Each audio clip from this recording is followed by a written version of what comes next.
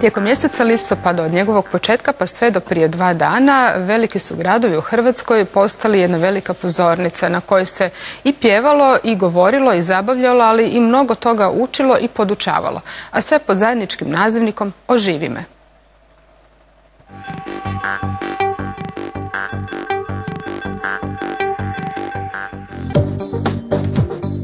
Kampanja Oživi me nacionalna je javnozdravstvena kampanja kojom se želi podići razina svijesti građana te educirati javnost o važnosti poznavanja jednostavnih postupaka oživljavanja osobe koja doživi srčani zastoj.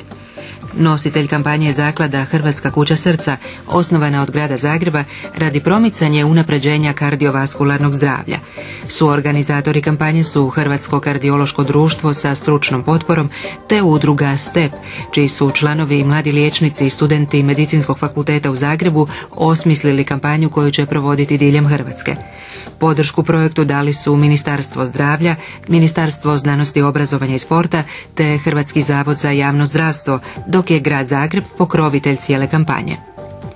Temeljna namjera kampanje je osvijestiti hrvatsku javnost o problemu iznenadne srčane smrti, kao i mogućnostima neposrednog oživljavanja, čime bi se doista mogli spasiti mnogi životi. Iznenadni srčani zastoj uistinu je veliki javnozdravstveni problem, zapostavljen i nedovoljno osviješten. Glavni cilj je da se građanima približi postupak reanimacije, a organizatori najavljuju pokazne vježbe diljem Hrvatske u kojima svi mogu sudjelovati. Kada bi se počela provoditi reanimacija, dakle ne čekajući hitnu pomoć koja u prosjeku dolazi za 10 do 20 minuta, tada bi se spasili mnogi životi, jer svaka minuta odlaganja masaže srca znači 10 do 20% manje šanse za preživljavanje. Kada je riječ o preživljavanju osoba koje su doživjele srčani zastoj izvan zdravstvene ustanove, za uspjeh je neophodna pravovremena i pravilna reakcija osobe koja je svjedočila tom događaju, pozvala hitnu medicinsku pomoć i bez odgađanja započela oživljavanje. Pravovremena reanimacija od strane svjedoka laika povećava preživljavanje za čak 2 do 3 puta. Promjenom strategije pristupa ovome problemu, posebno edukacijom laika o postupcima prve pomoći u slučaju srčanog zastoja, u kratkom bi se roku mogao vidjeti napredak u smanjenju smrtnosti od iznenadne srčane smrti. Kako je riječ o jednom od vodećih uzroka smrtnosti uopće, smanjila bi se i opća smrtnost u Republici Hrvatskoj.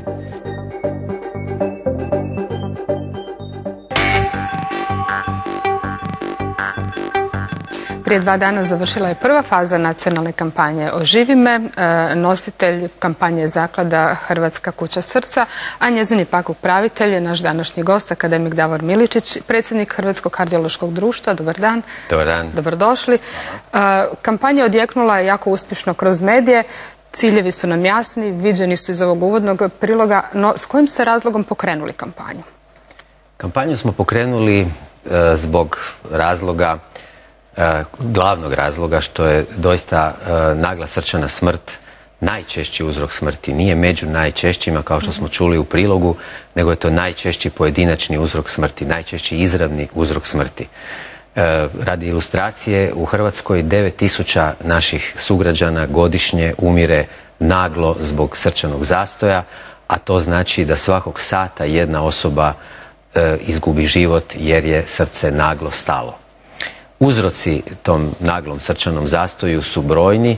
Najčešće je to akutni srčani infarkt koji između ostaloga može kao jednu od prvih manifestacija imati naglu srčanu smrt, srčani zastoj, a onda i niz drugih bolesti, strukturnih bolesti srca, nasljednih bolesti srca, metaboličkih bolesti, poremećaja elektrolita u krvi. Sve to može dovesti do takozvane iznenadne ili nagle srčane smrti, odnosno srčanog zastoja. Mnogo toga smo tijekom kampanje o tome čuli, neki se podsjetili, a neki prvi puta zapravo došli do takvih informacija. Na koje sve načine ste provodili kampanju? Kampanja se provodila diljem Hrvatske. Provodili smo je kao prvo ovakvim demonstracijama kako oživjeti osobu koja je doživjela nagli srčani zastoj. To je jedan dio kako smo ostvarivali kampanju i obuhvatili smo važne velike hrvatske gradove, Osijek, Zadar, Split, Rijeku i Zagreb. Kampanja je pritom naišla na vrlo veliki odjek građana i bilo je jako mnogo zainteresiranih koji bi se željeli u budućnosti priključiti i educirati. Dakle, te javne manifestacije su uglavnom bile kako reanimirati uspješno osobu koja je doživjela srčani zastoj, a vježbanje je bilo na lutkama. Međutim, sama kampanja je bila i mnogo šira od toga. Mi smo izradili jedan promidžbeni spot kojim se na simpatičan način princeza umire naglom smrću i onda dolazi princ, ustanovljuje da je ona mrtva i onda je uspije oživjeti. Dakle, taj spot je bio prikazivan u kinima, bio je, ja mislim, i na nekim televizijskim postajama. Imali smo niz radijskih emisija, obraćanja, imali smo aplikaciju za takozvane smartfone, za pametne mobilne telefone u kojima smo obuhvatili sve ono što je bitno za osnovna znanja o reanimaciji. Sve to što vi sad nabrajate došlo je do velikog broja naših gledatelja. Jednog od njih imamo i kraj telefona. Dobar dan, izvolite. Dobar dan, dobar dan. Slušamo vas, izvolite. Dobar dan, ja se ispričavam, meni je čast vas gost u vašoj emisiji i što podržava, što je napravio ovu kampanju. Ja sam Ramo Dedić, inače gospodina plan izveđenja, na Rebru radi, inače legenda i on i njegov kompletan tim. I hvala mu što se brine o svim građanima Hrvatske, naši koji su bolesni tim bolestima. Ja sam operirao zalizak 2 puta i mogu se zahvaliti da imamo najbolje doktore u Europi i u svijetu. I želim mu samo napredak i budućnost njemu i njegovom timu i dalje nek nastavi s takvim radom i treba ga podržati, njega i njegov kompletan tim i sve ostale naše Hrvate koji živimo i tu i van. Hvala vam lijepo što ste nazvali i ovo rekli. Imamo li i pitanje gledatelja? Halo. Dobar dan, izvolite. Dobar dan, lijepo pozdrav vama i gospodinu Davoru. Iako sam puno čitala o njemu i htjela bih samo upitati nešto kratko. Evo, ja se borim već danima, mjesecima, tako bi rekla, sa aritmijom srca. Imam svog kardiologa u Zadru, doktora Šuška, međutim, on mi kaže da mi je to više na psihičkoj bazi, ali ja se tako bojim i strašim da mi ne bi došlo do zastoja srca. Pa bi molila gospodina Davora da mi kaže da li ja mogu doći do tog zastoja srca. Hvala vam lijepo. Hvala na pozivu. Ja ne mogu, gospođo, to odgovoriti na temelju ovoga što ste mi rekli. Doista ima jako mnogo bolesnika koji pate od različitih aritmija. Neke od njih su posve bezopasne i ne treba ih liječiti. Neke od njih su takozvane simptomatske aritmije, ali unatoč tome bezopasne, pa ih treba liječiti da se bolesniku uklone simptomi. A ima aritmija koje su opasne, koje onda treba na vrijeme otkriti i spriječiti da one ne budu fatalne. Kad je to teško jer neki bolesnici ne osjećaju promjene srčanog ritma, aritmija može biti posve asimptomatična i onda u jednom trenutku postane fatalna. Dakle, tu nema pravila. Trebate se javiti svojem kardiologu, trebate se s njim posavjetovati, je li potrebno proširivati vašu obradu, jesu li potrebni nekakvi dodatni postupci procjene rizičnosti vaše aritmije i tako. Dakle, niste mi dali dovoljno podataka i to se ne može na ovaj način odgovoriti jer se radi o vrlo ozbiljnom pitanju. Evo vidite kako kampanja krene s jednim ciljem, jednim fokusom, a onda se zapravo proširi i ljudi krenu razmišljati, to je dizanje svijesti, krenu razmišljati o svome zdravlju. Napravili smo gradove u kojima ste dosad s kampanjom bili, Split, Zadar, Rijeka, vi ste osobno bili u Zagrebu. Prije 2 dana je prva faza kampanje bila i u Osijeku. Možemo sad vidjeti kako je to tamo izgledalo. A vas ću odmah pitati kakvi su podaci o preživljenju osoba od srčanog zastoja u Hrvatskoj i možemo li ih usporediti s nekima iz drugih zemalja, recimo europskih? Da, to se nadovezuje na ono prvo pitanje kad ste me pitali koji su bili motivi. Pa glavni motiv je taj da se nagla srčana smrt najčešće događa izvan bolnice. Jer kad se ona događa u bolnici, onda u pravilu slijedi brza reanimacija, dakle odmah se pristupa masaži srca u umjetnom disanju, odmah dolazi netko s defibrilatorom i takve osobe se mogu vrlo jednostavno oživjeti i onda se nastavi liječenje onog uzroka koji je doveo do srčanog zastoja. Međutim, budući da se najčešće sve to događa izvan bolnice, onda nema vremena za čekanje. Onda je dobro znati upravo ovo što sad gledamo. Upravo ovo. I to možemo potkrijepiti primjerom, na primjer, skandinavskih zemalja u kojima čak do 60% građana može primijeniti ovakvu osnovnu reanimaciju osobi koja je doživjela srčani zastoj, što onda ima direktne posljedice na preživljavanje. Tako da, na primjer, u Norveškoj oko 40% osoba koje su doživjele srčani zastoj uspije preživjeti, uspije se uspješno oživjeti, dopremiti do bolnice. U bolnici se otkloni uzrok koji je doveo do akutnog srčanog zastoja. Kad je to nemoguće, ali 40% je vrlo veliko preživljavanje. U Hrvatskoj je to oko najviše 8%. Dakle, to je ogromna razlika. Možemo li usporediti brojke kad je u pitanju učestalost provođenja oživljavanja? Dakle, onaj tko je siguran u svoje znanje zna kako će to učiniti, češće to napravi nego onaj tko nije. Dakle, i tu smo nekako slabiji u odnosu na druge europske zemlje. Upravo tako. Dakle, kao prvo treba prepoznati osobu koju treba reanimirati. Treba evidentirati da je došlo do prekida disanja, da osoba nije pri svijesti. Ako građanin, laik, zna napipati bilo, tim bolje. Ako ne zna, ukoliko je došlo do gubitka svijesti i prestanka disanja, treba započeti s reanimacijom. Jednostavno je reanimirati, međutim ljudi se boje zato da ne bi učinili još veću štetu od one štete koja je nastala na licu mjesta. Nisu sigurni je li osoba doista mrtva ili nije. Što će se dogoditi ako počnu masirati srce, hoće li slomiti rebra, hoće li napraviti neko zlo, i zato se vrlo često od toga zapravo suzdržavaju. Zato treba postaviti pitanja, jer nije sramota pitati. Evo, mi imamo još 2 pitanja naših gledatelja. Dobar dan, slušamo vas. Halo? Izvolite. Dobar dan, želim. I vama. Čuje se? Čujemo, izvolite, postavite pitanje. Da. Lijepo molim gospodina dekana Luciana Milovića da mi kaže kad je u pitanju hipertenzija, a u opciji su lijekovi koji se piju Norflexanil i Nebilet. Najviše se uzvaja Fijontez, a na 4 mg.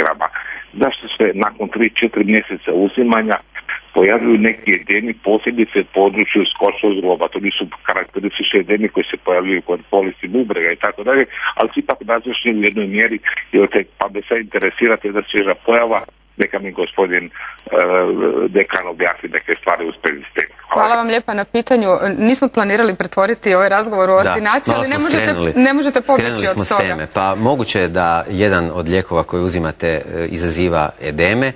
To je ova prva komponenta iz lijeka Norflexanil, jedan lijek koji spada u inhibitore kalcijskih kanala i katkada u nekih ljudi dolazi kao nuspojava do oticanja nogu. Prema tome, moguće da su vaši edemi posljedica te terapije, ali nije sasvim sigurno. Morate se posavjetovati sa svojim liječnikom, isključiti neke druge uzroke edema, vidjeti u kakvom su stanju vaši bubrezi, je li vaša srčana funkcija normalna, pa ako to jest, onda se može pretpostaviti da su možda edemi posljedica uzimanja ovog lijeka, pa se onda ta vaša antihipertenzivna terapija može modificirati.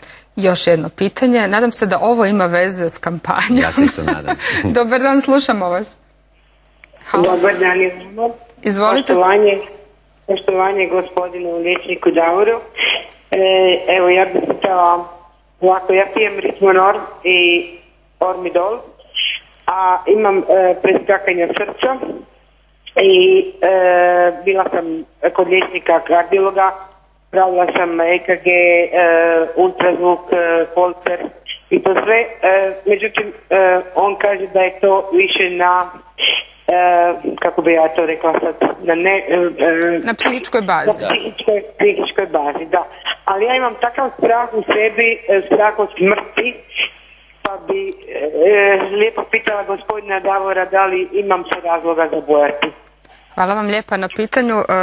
Strah često mnoge simptome, a pa tako i ove kardiovaskularnih bolesti zapravo učini još većima. Pa da, sam strah može vama poticati aritmiju. Ako ste u strahu, onda znači da je stimuliran onaj dio autonomnog živčanog sustava koji se zove simpatikus, dakle da imate više cirkulirajućeg noradrenalina u krvi i da on, recimo, može djelovati između ostaloga i tako da potiče aritmije. Prema tome nije dobro biti u strahu, posebno ako nema nekog posebnog razloga. Pokušajte se umiriti, pokušajte misliti na nešto drugo, a ne samo biti fokusirani na taj vaš osjećaj aritmije, pogotovo ako vaš liječnik kaže da ta aritmija nije opasna. Premda je malo kombinacija lijekova koju dobivate, a to je ritmonorm i ormidol, dakle propafenon i beta blokator, nešto što se obično ne daje samo za aritmije koje su posljedica nervoze. Dakle, moram tu imati određenu rezervu prema tome, ali prvo i važno je nemojte se bojati, odite k liječniku, posavjetujte se oko terapije, ako je ona doista potrebna uzimate, ako ne, onda možda treba i reducirati, odnosno isključiti jedan od ta dva lijeka. Vratimo se na kampanju. Koliko građani Hrvatske znaju o oživljavanju i koja sve pitanja postavljaju? Evo, vi ste bili osobno prisutni u Zagrebu za vrijeme odvijanja te kampanje. Što su ljudi najčešće pitali? Evo, ja bih kao laik pitala kako ću znati je li u pitanju srčani zastoj ili možda infarkt srca i što smijem raditi ako je infarkt? Dakle, kako to laik može prepoznati? Dakle, treba kao prvo razjasniti da srčani zastoj može biti posljedica infarkta. Infarkt srca, zove se još i srčani udar u narodu, kao glavni simptom ima bol u prsištu koja je obično jačeg do srednje jakog karaktera, koja traje 5, 10, 15 ili više minuta. U pravilu, ako je riječ o infarktu, onda je to jedna malo dugotrajnija bol, obično praćena znojenjem, praćena strahom od smrti, može biti praćena i vrtoglavicom, nesvjesticom jer dolazi do pada tlaka, vrlo često u infarktu, jer srce koje je u fazi infarciranja zapravo gubi svoju kontraktilnu funkciju. I naravno, kao jedna od manifestacija akutnog infarkta miokarda, i to je najčešći uzrok zašto ljudi s infarktom umiru najčešće prije nego što dođu do bolnice, jest upravo i zloćudna aritmija koja se pobudi u infarktu, koja dovede do srčanog zastoja. Znači i u tom slučaju oživljavanje? I u tom slučaju jasno treba bolesnika početi oživljavati što prije. Najčešći uzrok srčanog zastoja jest zapravo fibrilacija ventrikula ili treperenje kljetki, kako god hoćete. Ona može nastati kao posljedica infarkta miokarda ili kao niz drugih bolesti koje sam ukratko naveo u uvodu. Dakle, najčešće se radi o osobama koje treba defibrilirati. Ali naravno mi to ne možemo znati jer nemamo EKG na početku. Ono što je ključno je uspostaviti krvotok u takve osobe. Prema tome, ključno je da vitalni organi, poglavito mozak, dobiju dotok krvi kako ne bi došlo do nepovratnog oštećenja, odnosno odumiranja. Mozak već nakon 10 minuta, ako ili manje još, ako osoba nije bila reanimirana, nepovratno odumire, nepovratno biva oštećen i eto, ja trenutno sada u svojoj intenzivnoj jedinici na klinici za kardiologiju na Rebru imam 2 osobe koje su doživjele izvanbolnički srčani zastoj, koje su uspješno reanimirane kad je došla hitna pomoć, ali je to bilo prekasno i oba ta naša bolesnika imaju nepovratno oštećenje mozga i nemaju šanse za preživljavanje. Da su bili na vrijeme reanimirani, oni bi danas bili vrlo vjerojatno otpušteni iz bolnice, jer se radilo i u jednom i u drugom slučaju o infarktu miokarda. Mi smo riješili uzrok infarkta miokarda, otvorena je koronarna krvna žila koja je bila začepljena, ali je prije toga došlo do nepovratnog oštećenja mozga. Dakle, sad vjerujem da će nakon ove kampanje, ako je ovo tek prva faza, slijedi i nastavak, ljudi hrabrije pristupiti reanimiranju, odnosno oživljavanju.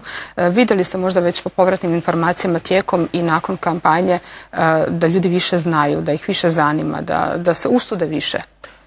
Odjeci kampanje su jako dobri i mi ćemo vjerojatno, odnosno gotovo sigurno, tu kampanju produljiti. Ona je bila zamišljena u početku kao jednomjesečna kampanja koja će trajati tijekom listopada. Interes školske djece, građana je toliko velik da ćemo svakako kampanju nastaviti i to vrlo brzo. A naš krajnji cilj je da osnove kardiopulmonalnog oživljavanja, odnosno onoga što se naziva kratko oživljavanje, budu dio općeg obrazovanja. Tako da naši učenici završnih razreda osnovnih škola ili svakako u srednjim školama nauče kako oživjeti osobu koja je doživjela srčani zastoj, kako masirati srce i ako je moguće primijeniti još i umjetno disanje. Kao što to sad imaju već vaši studenti kao dio obaveznog programa. Prije svega toga treba pozvati hitnu pomoć. To je isto vrlo važno reći. Dakle, prije nego što pristupimo reanimaciji, trebamo pozvati hitnu pomoć 194 ili 112 ili reći nekome koji se našao u našoj blizini da hitno zove hitnu pomoć koja treba doći što prije, a mi onda započnemo s reanimacijom. U ovih 15 minuta razgovora nije bilo moguće reći sve, a pogotovo ne navoditi vas korak po korak kako to trebate činiti. Ali zato vrlo korisne informacije, vrlo detaljno i opširno možete naći na internetskoj stranici ove kampanje oživi.me. Dakle, oživi.me. Tamo će vas dočekati najčešća pitanja i odgovori, pa čak i jedan mali test kojim ćete provjeriti svoje dosadašnje znanje, a ako je uspješno dobiti i certifikat onoga koji zna oživljavati. Hvala vam lijepa, akademiče Miličiću, na razgovoru u studiju. Želim vam uspješan nastavak ove kampanje. Zahvaljujem. A pred nama nema granica, medicina bez granica.